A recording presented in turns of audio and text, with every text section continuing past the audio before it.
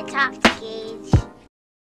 And hello everyone, welcome back to another video here on N-Gage. So today we are going to be talking about my experience with Xenoblade Chronicles Definitive Edition. I've played this game for over 90 hours that I have experienced across 2 playthroughs. And that's what we're going to be talking about. So let's just get right into it.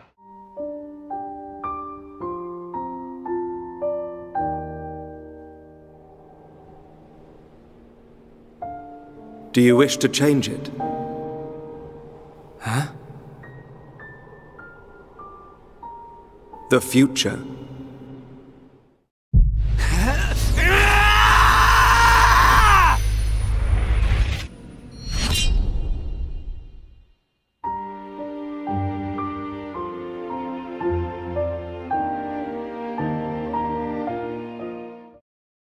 So I have played Xenoblade Chronicles Definitive Edition twice now. Originally on my first playthrough, I gotta be honest, I did not like Xenoblade that much. I mean, I did, but after the ending of the game, I just did not vibe with it much. The things that kind of held it back, in my opinion, was the ending, which we're gonna talk about that later, more in depth, but the ending itself just annoyed me, and there was a lot of things that were confusing and I felt were just bad writing. I didn't like how the heart-to-hearts mechanic was cumbersome to find and to get through them, even though they were cool ideas, cool mechanics. It's like support logs from Fire Emblem, but they're just not easy to interact with, and I didn't really like that either. And then another thing I didn't like was the battles were just sometimes really chaotic, and that made it really difficult. If there was multiple enemies, it just kind of became not really my favorite, kind of became annoying to play. So I wasn't a fan of that sometimes. Like the combat in and of itself, like I had, fun with it for sure, but it just felt like it was a lot of just like spamming and button mashing different, arts. But that was just me personally at the time. I finished the game, put it down, and doubted that I would ever play it again, but here we are. Clearly, I have some more thoughts on it. I can't remember exactly what it was that got me to play the game again and want to get back into the series, but I think it was probably a Player Essence video talking about Xenoblade on his channel, because I know he is a huge fan of Xenoblade. But this brings us to my most recent playthrough. So I ended my playthrough the first time switching to casual mode because I really didn't want to grind or do any side quests at the time, so I just wanted to cheese my way through it and be done. But on my second playthrough, I decided that I would play the whole game in casual mode and just try it out, just see what I thought about it, how it changed the game. Maybe it would improve my experience. Casual? We may talk about this a little more later, but I actually did enjoy it more. And I know this might be kind of annoying to some people, but I just felt it was more casual. It was more easy to play. It was an easier experience. And for me in the Xenoblade series, or at least this first game, I was just struggling through it. So, I know it's kind of like lame that, I resorted to going to the easy mode basically, but to me, I just felt like it was still enough of a challenge. So it wasn't like, a walking simulator, but it was just more balanced in my opinion. So I personally recommend it if you're anything like me. Maybe you'll prefer this balancing over the original. But the next thing is the music is absolutely amazing in this game, and even in this series. Really, really good and way underrated by me the first time I played it. I did not remember this music as much as I really should have, because music is top tier and it's fantastic. And then the gameplay itself, like I said, is at its core, it's interesting and fun. It's very different from other things I've played. It's not entirely real-time action combat, but it's not entirely turn-based either. It's kind of like a weird middle ground area of sorts, with you using the art system in the game for combat. And it has the potential to be really fun at certain points during your playthrough. So I do like it, but I don't know, just parts of it didn't really sit well with me. Like even on the second playthrough, I sort of felt like it could be better. I felt like it was missing something, and maybe the second and third game kind of fixed this issue, but that was just something I thought of. And another quick thing in terms of the gameplay and the combat is I was a little annoyed how, and this is a small thing, most people aren't gonna like notice this or mention this at all in their reviews, but at the bottom screen, that's where they put the arts. It kind of annoyed me how if an enemy is targeting a specific character, you'll see a red ring under their feet signaling if that's who they're targeting. Well, if all of the arts are listed at the bottom, you have to move the camera to be like really low to the ground so it lifts your character high enough so where you can even see it unless you want to have the camera like super zoomed out. That was a little annoying. I don't really like that a lot, but I noticed that Xenoblade 2 and 3 seem to clear out the bottom of the HUD, so I think that's really cool. I'm glad they at least changed that, but back to Xenoblade 1. The world is absolutely amazing, and I must say that Monolith Soft they're some of the best open world developers on the Switch. Like, I think this is one of the best open world games on the Switch, hands down. I know there's not a ton. I know Breath of the Wild does exist, trust me, that's up there too. I was overall just impressed. The world design is fantastic. The art style, art design is just amazing. And just the concepts of being on two massive titans is just so cool. So now this brings us to the story. I want to talk about the story a little bit. So this is your spoiler warning, your spoiler alert. I'm going to be going through some minor spoilers and some major spoilers, so just maybe if you don't want the game spoiled, it might be better to just click off the video now. Now that that's out of the way, let's dive right into this. So the characters are great, but this game is more plot driven than it is character driven. But that's not to say the characters are bad. Let me make that clear. It's just this game is definitely more in the vein of something like Lord of the Rings, just like a massive kind of story, than it is really focusing on individual characters as much as some other stories in games. But I must say, Shulk is an amazing protagonist. I really like him as the main lead. I find him interesting and different compared to a lot of main characters in JRPG games. So I found him really refreshing and entertaining to watch throughout the story, and I really can't say anything too much to critique his writing as a character or anything quite like that. So Shulk is really, really cool. Something I thought of during my second playthrough was just how big in scope this game's world and story is.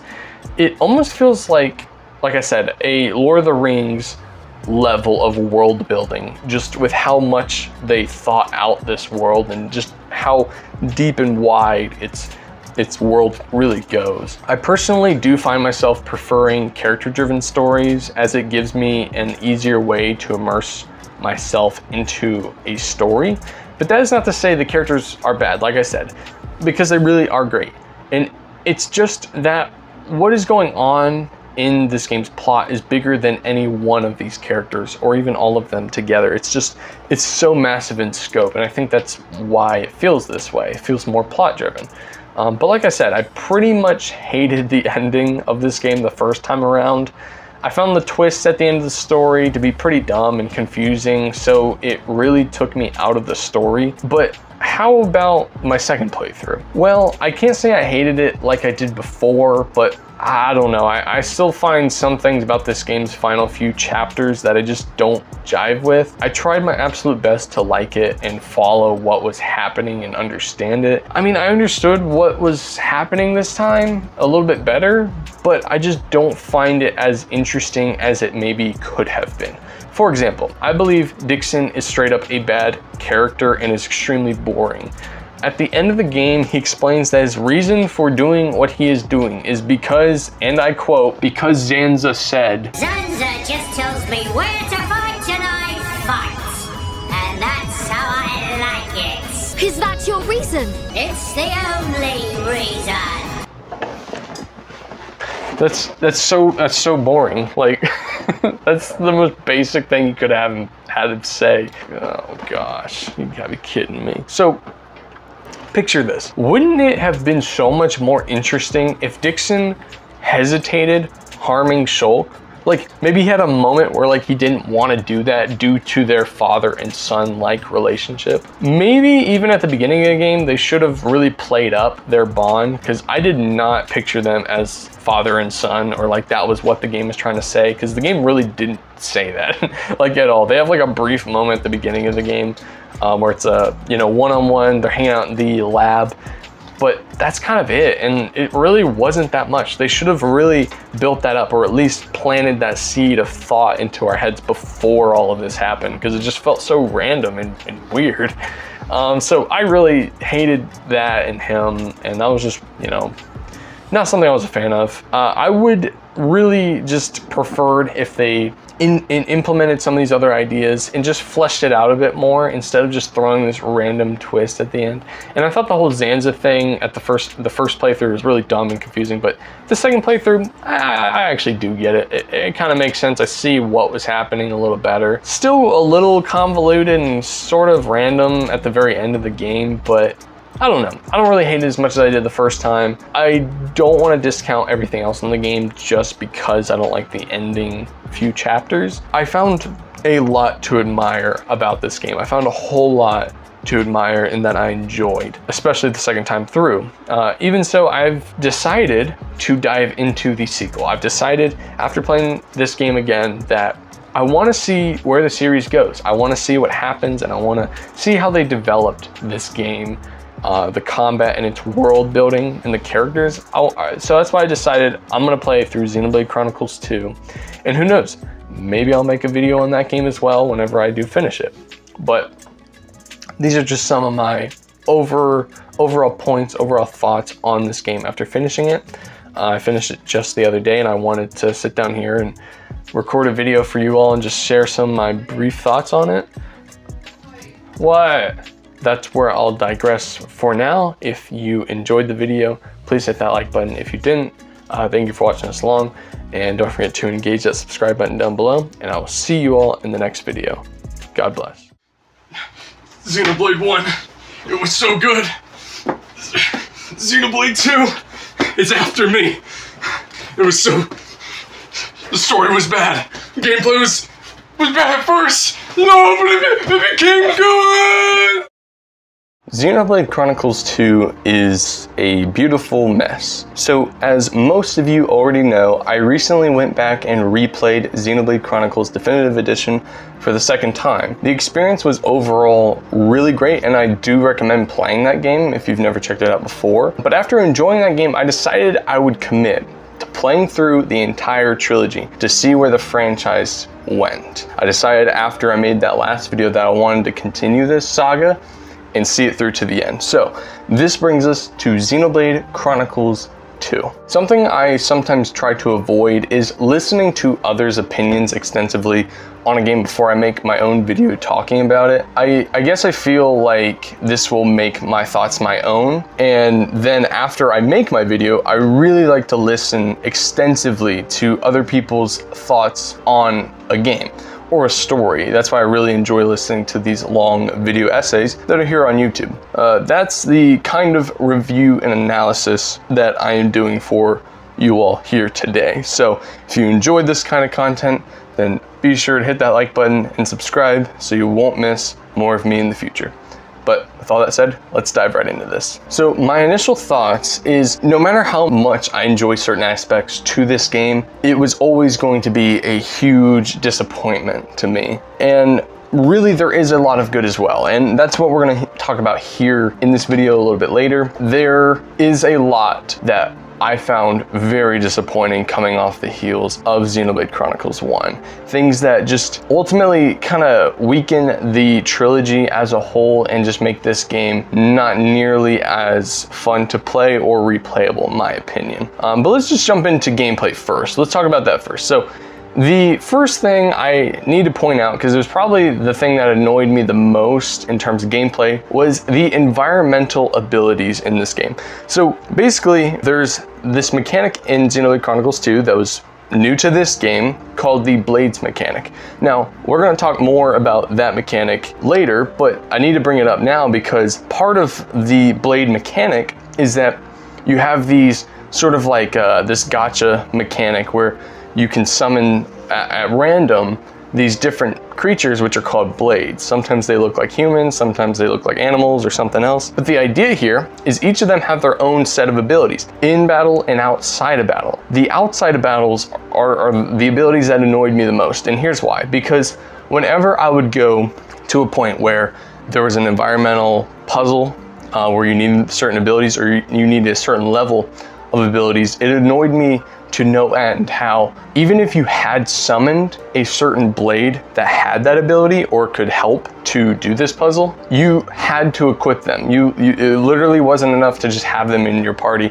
even though a majority of the blades in your party are just going to be the generic ones already. So that really annoyed me a lot at multiple points in the game, because there are certain points where you literally have to have a certain level of these environmental abilities in order to progress the game, and this annoyed me so much. It really did. Like, I'll tell you, something that just broke the flow of gameplay for me was getting to almost the very end and finding a door where I needed to go back and grind for something really specific and dumb in order to get more focus, as an example, on some of my blades. So that's just something that I personally found very annoying to deal with, and I wasn't a huge fan of that. Let's talk a little more about some more of this gameplay. So the gameplay in the beginning of the game is honestly atrociously slow and really boring, at least at the start. And that's what I have to say with this, because when you first start up the game, it's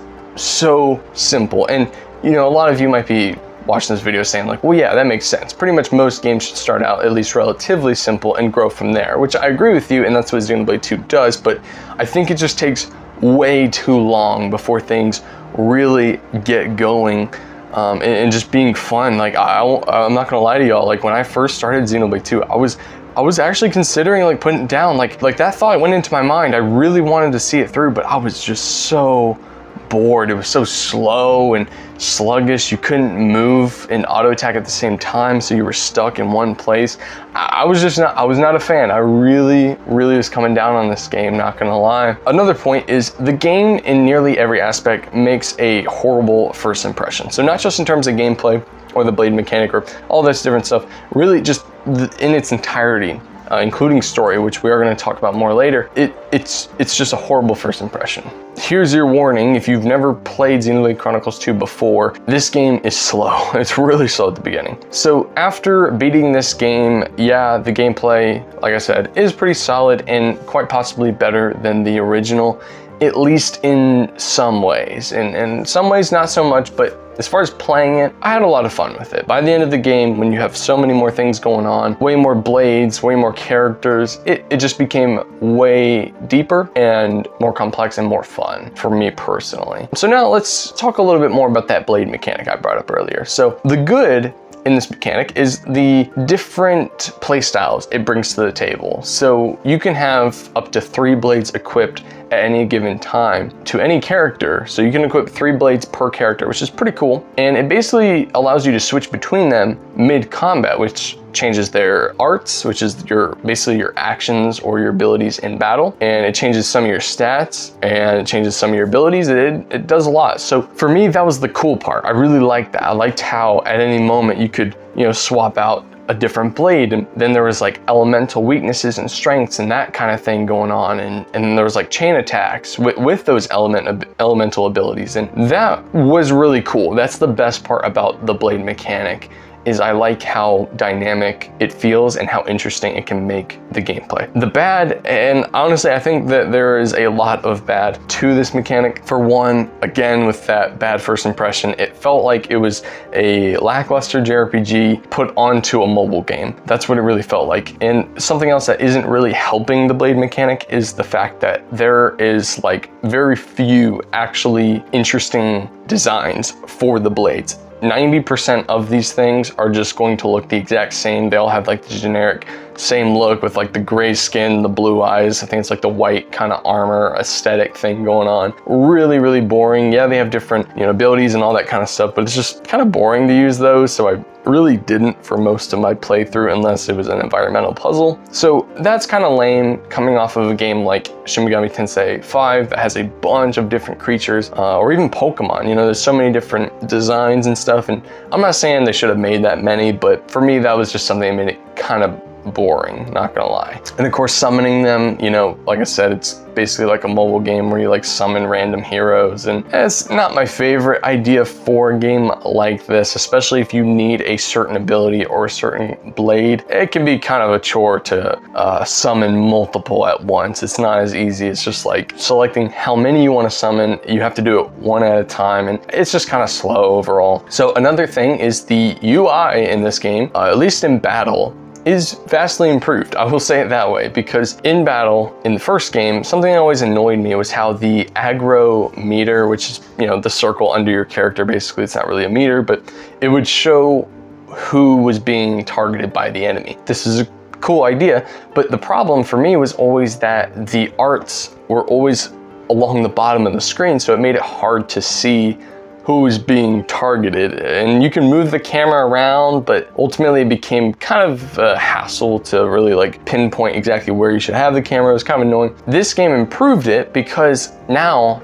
the UI elements are in the corners of the screen, and specifically in the bottom, they're on the bottom left and right of the screen. So in the middle is cleared up, so it's easy to see if you're being targeted, and I definitely really appreciated this change. So another thing I was not a huge fan of at first and even hated was how many shops there are. So when you get to, I believe it's Torgoth, which is the first town that you reach in the game, it had so many icons on the screen, so many stores that you could go to. I just found it to be so ugly to look at. I was like, all these blue icons on the screen, and you know, like the frame rate like slows down just a little bit, and I was just like, it looks really hideous to me. And I was like, I don't want to mess with this many different stores. Why couldn't it just be in one store and you can buy all these different types of items? But I eventually did grow to appreciate this at least a little bit more. Yeah, it slows you down when you're trying to find that one specific item, but I don't know, it kind of brings the world to life a little bit more, because most JRPGs, you can't interact with that many different shops, and it only makes sense that there are that many that sell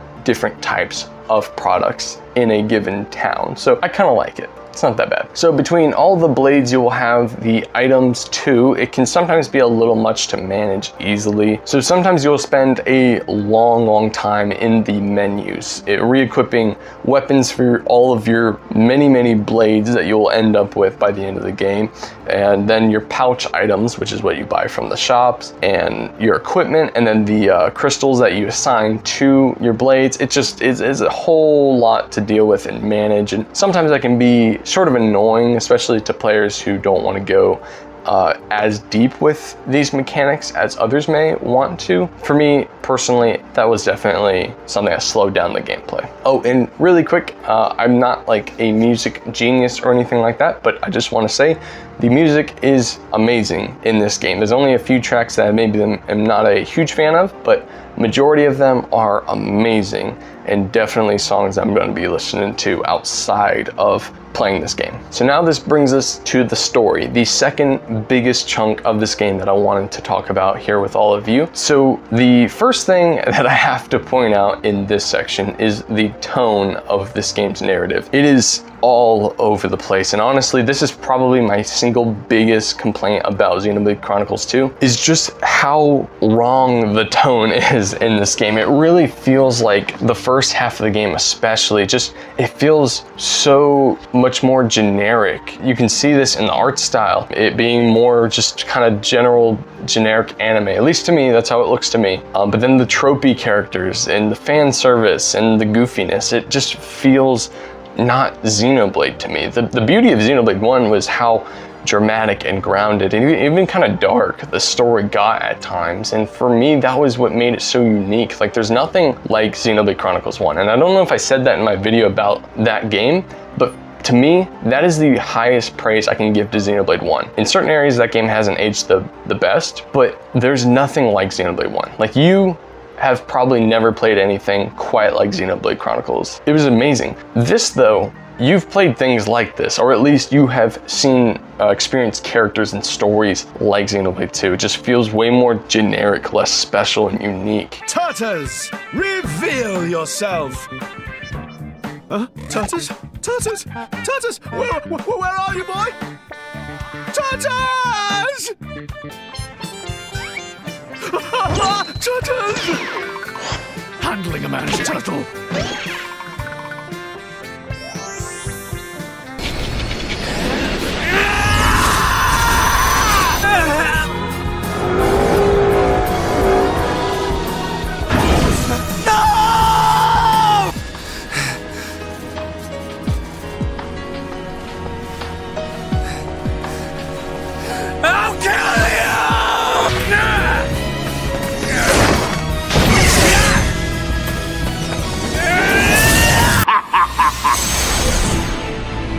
all you want.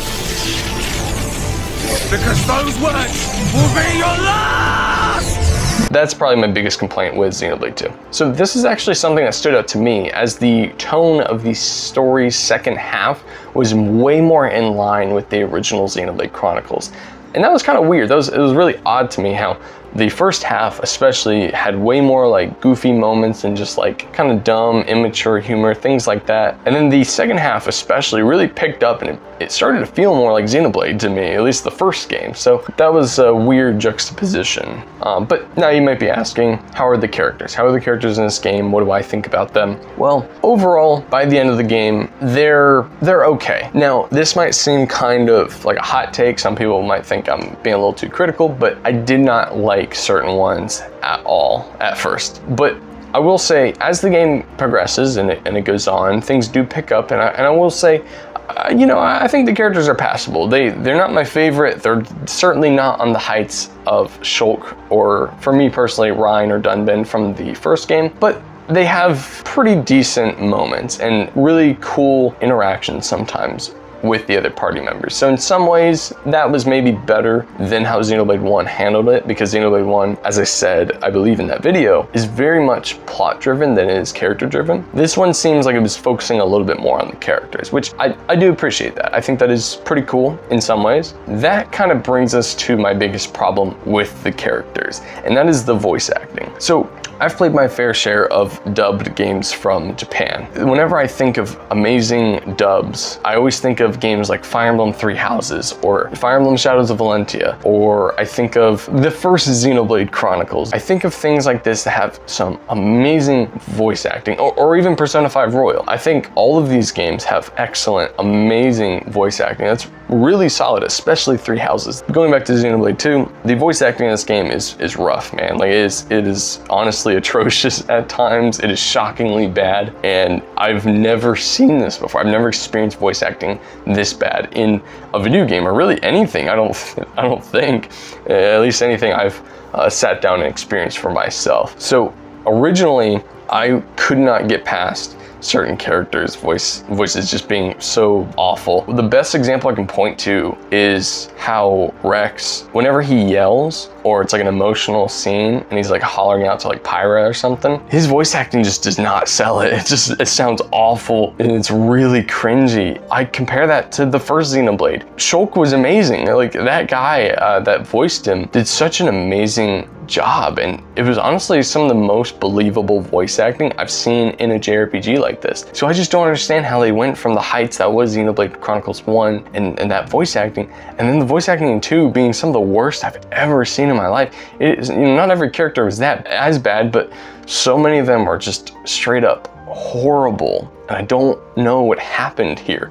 And it is really sad, and it takes me out of the experience. And that was a huge problem for me, is that so many points in this game, I was taken out of the experience. And I think that comes down to two biggest things, and that's the tone of the story being so at odds with each other, and then the voice acting feeling just so bad at times. And it really took me out of the experience. So emotional moments just did not land as well at all for me, just because I wasn't able to pay attention because of Rex's voice and it just being so bad. And it's not his, you know, his accent I'm inherently against, because I like the accents in the first game, but it's just the talent there. Something's wrong, like something went really wrong in this game's voice acting. But that's just my opinion on the subject. The jokes in this game, it just feels really immature, honestly, which is really weird when you learn how complex and deep this game can be to play. So it feels like they tried to appeal to everybody and not the core Xenoblade Chronicles fans up to that point. So it feels like they were trying to bring in a larger audience with this game and ended up kind of disappointing the original fans in the process, because at least from my perspective, looking into this sort of fan base, it seems like you're either a Xenoblade 1 or Xenoblade 2 kind of guy. If we don't include Xenoblade 3 into the discussion, I think most people's favorite is 3 now. But this is the point in the video where I need to give a huge spoiler alert, a spoiler warning. If you want to play this game for yourself one day, you want to experience the story, maybe click off the video and come back at a later time after you've finished it and seen the ending, because I want to talk a little bit about this ending and where it leads going into the third and final game. So that's your warning. click off the video or skip to the very end. But with that being said, let's dive right into it. So leading up to the ending of this game was pretty cool. There was a lot of interesting things that were developed and pointed out. You know, Amalthus and Jin's backstories were really sad and dark and interesting, but really not nearly developed enough. And these were two big antagonistic characters in the story, and I just feel like maybe they could have done more or just done it a little bit differently. It ended up not really leaving much of an impression on me personally. So from my experience playing this game, all the villains in this game just don't leave a lasting impact on me personally. But I will say, finding Klaus at the end of Xenoblade Chronicles 2 was extremely hype. And the reason this was extremely hype to me was because this is the same guy who went on to become Zanza in the first game. Like, that was so mind-blowing wild to me. I was waiting for something like this to happen. I was like, dang, bro, like Xenoblade Chronicles 1, and you know, it seems like its own story, but I know 3 kind of ties things together a little bit more. Even just looking at the cover of Xenoblade 3 kind of tells you that. So I was like, oh, you know, it's got to end some way, like combining, you know, like there's got to be something.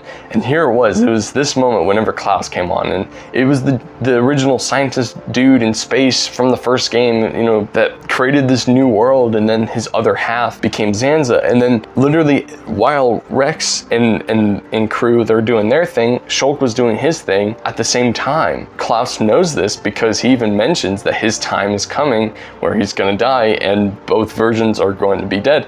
And they even played a voice clip from the first game from Shulk in this cutscene. It was so cool. So that was quite the amazing realization and twist in the story, is that was the guy at the top here. So really cool stuff with that one. I will say the ending itself has me extremely excited where the story in the third game goes, because at the very end of this game, the two worlds do combine. At the very end, I was waiting for Shulk to come on screen. Turns out he didn't, but I was really waiting for that. I was hoping that he would. But it seems like at the end of Xenoblade Chronicles 2, they travel to the Xenoblade 1 world, and now it's all just come to this point, and that has me really hyped for where it could go in Xenoblade Chronicles 3. That's probably the thing I'm most hyped about and excited to see, is just how everything kind of comes together, because you've put both of these worlds in the same universe. So I'm very excited to see where this story goes and where the sequel goes in Xenoblade Chronicles 3. So to wrap things up, in many ways, Xenoblade Chronicles 2 feels like the Fire Emblem Engage of Xenoblade, in that it feels like a game that is so 50-50, split down the middle. The gameplay is great, but it will take you many hours before it gets good. Well, do you like a good JRPG story? Well, again, sorry, aside from a few good or great moments here and there, you have to put up with this very generic and tropey feel until around the halfway point of the game, till it really gets going. So it is a good game, maybe even great, but it feels like a game so full of 50-50s. But with that is where I'm currently at with my Xenoblade Chronicles journey. This video was a doozy. It was a very interesting one to put together. I tried to keep the script on this one a bit more loose and just kind of let it breathe a little bit. Let my own personal thoughts really shine through in this video, and try not to get so bogged down with trying to read the script word for word. So hopefully you all enjoyed this slightly different style of video. I'd really like to do my videos a little bit more like this, you know, keep them structured and still have my notes in front of me, but just try to speak from the heart a little bit more, be a bit more genuine in the moment, and share what was on my mind and what I wanted to share with all of you. So yeah, that's where we are. I'm extremely excited to play Xenoblade Chronicles 3. I'm excited. I'm excited to see where the story goes and to see how they develop the gameplay. But yeah, I thank you all for watching. If you enjoyed the video, please hit that like button. If you didn't, I thank you for watching this long. And don't forget to engage that subscribe button down below. But with all that being said, I will see you all in the next video. God bless. All right, so with this video, this marks the end of the Xenoblade saga. So today we're going to talk about Xenoblade Chronicles 3. Let me just say at the outset, I overall really do like this game. Let me just make that clear up at the front. I definitely have a lot more extended opinions and hot takes maybe throughout this video, but I do like the game.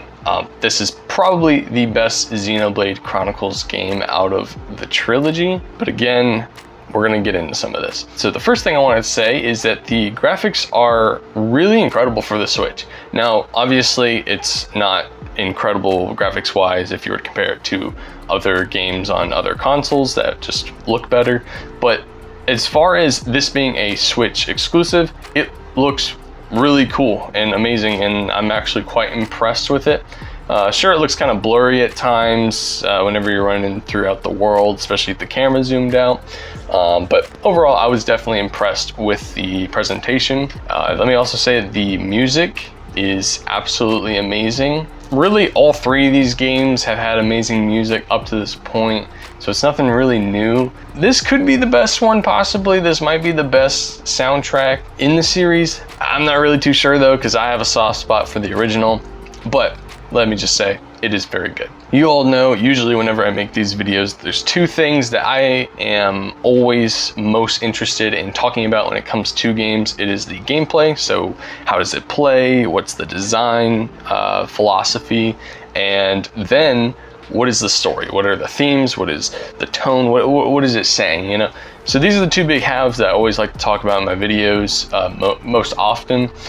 So we're gonna start out talking about the gameplay. So it is better than Xenoblade Chronicles 2, that's for sure.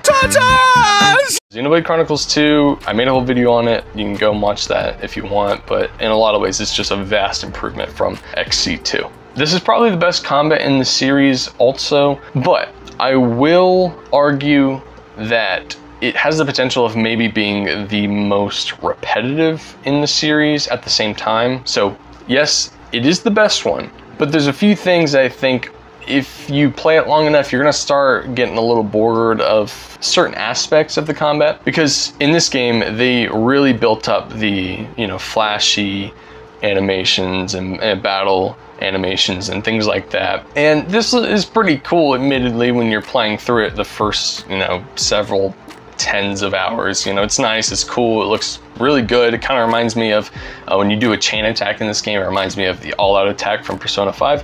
Not as stylish, but similar vibe, pretty cool. But you will soon realize that the animations are always the same, and you end up seeing them a lot, and especially the more difficult battles in the game that take a while. You're gonna go through the all-out attack, if you will. You're gonna go through the chain attack a few good times, and if you end up going with the same setups, which sometimes you have no choice, it's gonna be very similar stuff. So again, I think it is the best combat in the series. They brought back both the auto recharge arts and then the arts that recharge when you auto attack. I thought that was pretty smart. That was a genius idea, and it was a nice callback to both of the first two games and how they worked as far as their combat. And when you balance both of them, because you can have arts from each side, it was really good. I like that. I really like that part of it, because it was like, you know, you can auto attack and build up certain arts, and other ones you just have to like wait a certain amount of time. I was definitely a fan of that. Let me point out something I was not a huge fan of, and that is how the game insists on auto equipping your characters every single time you change their class. So when I first started out the game, I was excited because I was like, dude, like, you know, you get to like really, you know, have all this character customization, build out your classes how you want, and that stuff is cool, but it was a little underwhelming and kind of annoying how I basically had no say over it. Like, yeah, I could go in and like, you know, select everything for myself, but if I didn't want to change my loadout for my character, like, you know, my arts or like my bonus arts or equipment or gems, if I didn't want to swap any of those out, and I'm just like, all right, I just want to like swap a class, or if you accidentally swapped a class out, the game will literally auto equip your character. So I just basically was like, fine. Like I equipped Noah and Mio most of the time, because those are the two characters I played the most, and I basically just auto-equipped everybody else, and I just assigned the classes that I needed them to fill. And so like, that's not what I personally would have liked, but I can admit that your time in the menus would exponentially be higher and pretty slow and boring if you always had to customize every single character and every single little aspect of them. So I'm a little torn on it.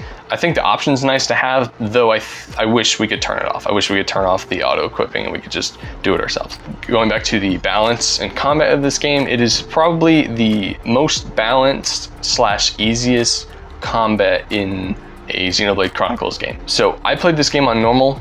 I had 3 difficulties this time instead of 2 like the previous 2 games, and I thought it was perfectly fine. As long as you know, take part in some of the side content, it ends up being fairly balanced by the end of it. So I was impressed. In my experience, the Xenoblade Chronicles 1 and 2, if you play on their normal difficulties, are a little too difficult and too grindy in my opinion. It's just less balanced in that way.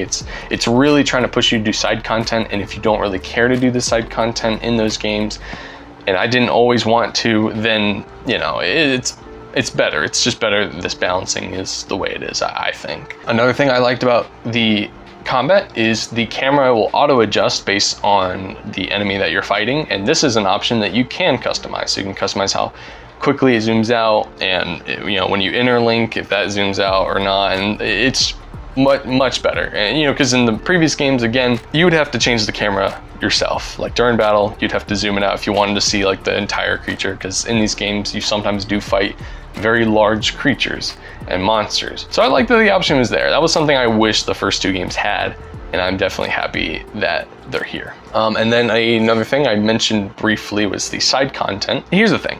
I don't think I remember talking about side content too much in Xenoblade Chronicles 1 and 2, my videos on those. Let me just say that the side content in Xenoblade 1, I like it, but it's very simple side stuff. Like, it's basically just fetch quests or like go kill the, you know, X amount of monsters or whatever it is. It's very basic, but I don't know, it kind of had a fun loop to it if you just like, you know, turn the game down, listen to some videos, and just grind it out side missions. Like, it was kind of fun. I did not take part in Xenoblade Chronicles 2 side missions that much. I'm sorry guys, I personally just did not want to spend any more time in that game than I had to, so I was not a fan of that. But the side content in Xenoblade 3 with this game is impressive. I compared it to Red Dead Redemption 2, and maybe that's a little bit too big of praise, but I was impressed at how quality the side content was. So some of it felt like it was actually part of the story. Like there would be actual like good cutscenes with like different, you know, battle animations and stuff made for them. And I was like, wait a minute, this is like literally something I could have missed. So that's really cool. I do like that quite a bit. The side content in Xenoblade Chronicles 3 is definitely the best in the series as far as just how quality it is. You know, I ended up doing a good amount of it. I didn't do all of it, but I tried to do as much as I, you know, wanted to and I could, and that was a lot of this stuff early on that I found. So yeah, side content is very, very good. So now let's talk about the story. This is where I have a lot more to say, and this is the thing that interests me more personally when it comes to these games. The first thing I have to say is the tone is finally back. It was such a good feeling when I started Xenoblade Chronicles 3, and you know, the tone was, you know, way more like dramatic and kind of gritty. It reminded me of Xenoblade Chronicles 1 in a lot of ways. It was perfect. It was so good. Like that opening cutscene was extremely strong, and even when I think back to it, I'm like, man, like that was a great opening. It just makes a way better first impression than Xenoblade Chronicles 2 did. So I was very hyped. The game started, cutscene played. I was extremely hyped to see where the story went from here. And you know, the story setup where, you know, we learn about there's like these 2 fighting nations basically of Kevis and Agnes, and that was kind of, you know, that was cool. That was something that you know, you saw in the trailers a lot. But then you also find out that every single character has only 10 years to live, so they have a 10-year lifespan. And I was like, man, like that's so smart. Like that just seems like that has so many possibilities for writing and like what you could do with that. So I was in, like I was 100% on board with everything this story was setting up, and the characters are really good. way better than the characters in Xenoblade Chronicles 2 were. And they had some really good moments. Like thinking back over the story after finishing it, I can think of like a good few moments between each of the characters. You know, you get most of your party pretty much at the start, minus just some heroes that you can, that's what they call them. It's like extra party members you can swap in and out, but you get most of the main bulk of your crew right at the beginning. And that gives them time to have, you know, cool little cutscenes and moments here and there. And I thought it was really good. I really thought this was the best portrayal of like, you know, your party in any of the Xenoblade Chronicles games. Now, I personally have a soft spot for the original Xenoblade Chronicles and its cast, so I would say that's my favorite group of characters. But there's no denying, I think Xenoblade Chronicles 3 probably has better characters overall and better character moments as well. So in that sense, it did impress me. And as far as these character interactions, I must say that Noah and Mio are like the two basically main characters of this game. Their relationship is really sweet, and I definitely enjoyed watching them. They had probably the best moments in the story together at like multiple different points in it. So they were probably the best. Like they were really, really great and amazing. So yeah, I really enjoyed watching them interact on screen. This is where I need to be honest with you guys. I know I've talked a lot of positives so far about like the setup, the story, the characters, you know, the direction it was going. But I was disappointed in the game's story when all was said and done. And again, please remember, yes, I know this game is good. It really is a good game, and I do recommend it. And again, it is probably the best Xenoblade Chronicles game. But I was disappointed by the end of it. And I'm gonna explain all of that and more, but I have to give a spoiler warning, as I'm probably going to get into a bit more specifics, you know, beyond this point in the video. So this is your warning. If you've never played this game before and you want to play it for yourself, and you want to go in as blind as possible, now's probably a time to click off and come back after. So I think my disappointment mainly comes down to the setup for the story being S tier, like so amazingly good, and the fact that it just, to me, I felt like it didn't come together the way that I was hoping it did by the end. It ended up not really doing enough with its concepts as I was hoping for and I was really expecting, because it seemed so grand and awesome and amazing. And this game really had to do that because, you know, we're no longer on top of like the Mechonis or the Bionis or these Leviathans, and two, you know, we have to do something new to make the story feel grand and massive. And I was like so on board with their decisions, but it just didn't come together. And I think there's one moment in the story that really sums up my thoughts on this. It really brings out my opinions, and that is when Mio dies in the story. For me, that was the moment right after that. That was amazing, and there was a lot of build up to that moment. So I'm not saying that was bad. I expected that, and it made sense. Like that was where the story was going because Mio was the oldest of the group. However, after her supposed death, where she basically doesn't die, which, you know, that's fine, nothing against it, I guess. But after that whole cutscene, which was masterfully done, I basically just clocked out. Like I was kind of done with the story because I felt like that was what we were building to. And once we got there, I was like, all right, what's left? Like, yeah, we have to, like, you know, kill the bad guy. So interesting. I did not like Z. We're going to talk about that in a second. But yeah, for me, when it comes to stories, especially a story like this, the story had two big things going at the beginning. That's what I already talked about a second ago. I mentioned it a minute ago. And that is, you know, Kevis and Agnes, so this war between, you know, two nations, and then the 10-year lifespan. Those are two big concepts that were set up and need some kind of payoff. Like, where's this going?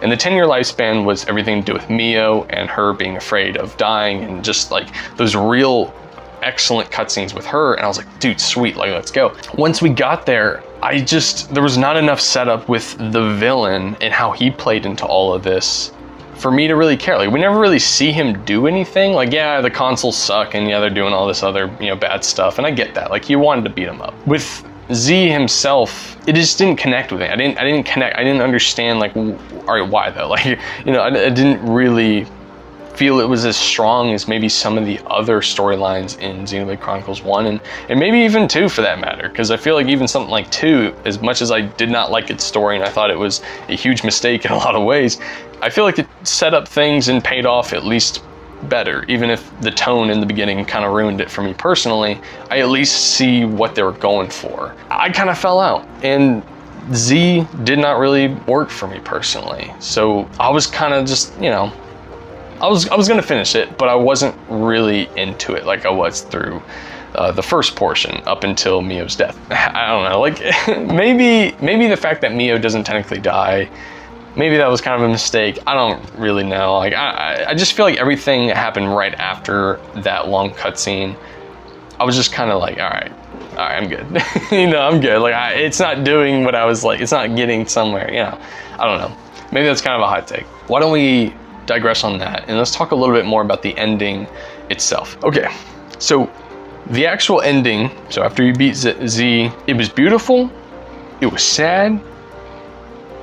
But what is happening and why? I was so confused. Okay, so I don't know, maybe this is just me and I'm an idiot and Xenoblade Chronicles is just not a series for me. The ending, it was done amazingly. Like I was like, man, like the music kicked in, there's like, you know, the characters are like running for each other and all that stuff, but I kind of just was done by that point. And the reason why is because I felt like it came out of nowhere. Like the game never explained to me, and I was paying attention, and I don't think they explained properly why their worlds needed to separate. Not to mention, I didn't even mention this, but it seemed like they retconned the ending of Xenoblade 2, where like the worlds collided, you know, they joined the Xenoblade Chronicles 1 world. Like that's what I interpreted that ending being. It seemed like they just retconned it and they did something else instead with 3. That was weird, but then at the end for it to be like, all right, now we gotta like separate. It just felt like it came out of nowhere. It's like, all right, the story was Kevis and Agnes. It's like, you know, these 2 nations, a 10-year lifespan, you know, we got somewhat of a payoff on that, but then like, all right,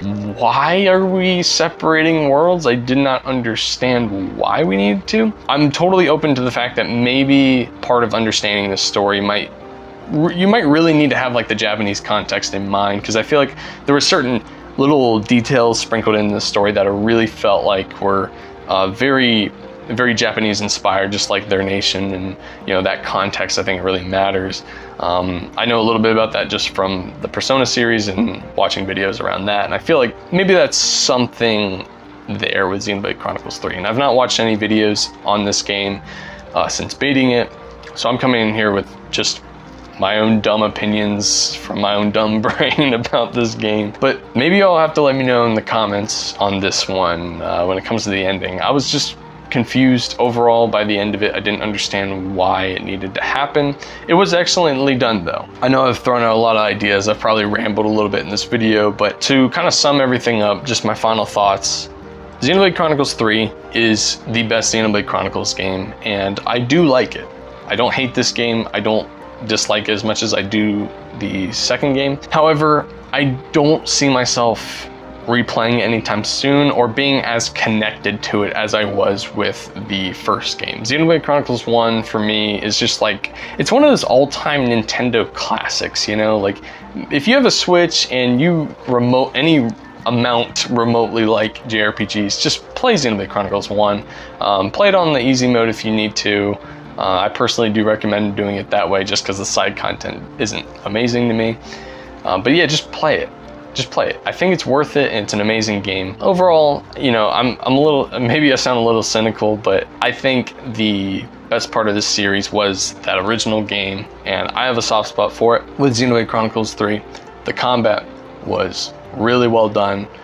The story had some really amazing and great moments in it. It just didn't pay off the way I quite wanted it to. So that's sort of my opinions on this game. I try to keep it as brief as possible, you know, just like here's my overall perspective on the story after stepping away from it for a few days after I finished it. You all have to let me know what you all think in the comments below. If you liked the video, please hit that like button. If you didn't, I thank you for watching this long. Don't forget to engage that subscribe button down below. And with all that being said, thank you all for watching this video and being here and coming along with me on this journey through the Xenoblade Chronicles series. I will digress for now, and I'll see you all in the next video. God bless. I wish I knew.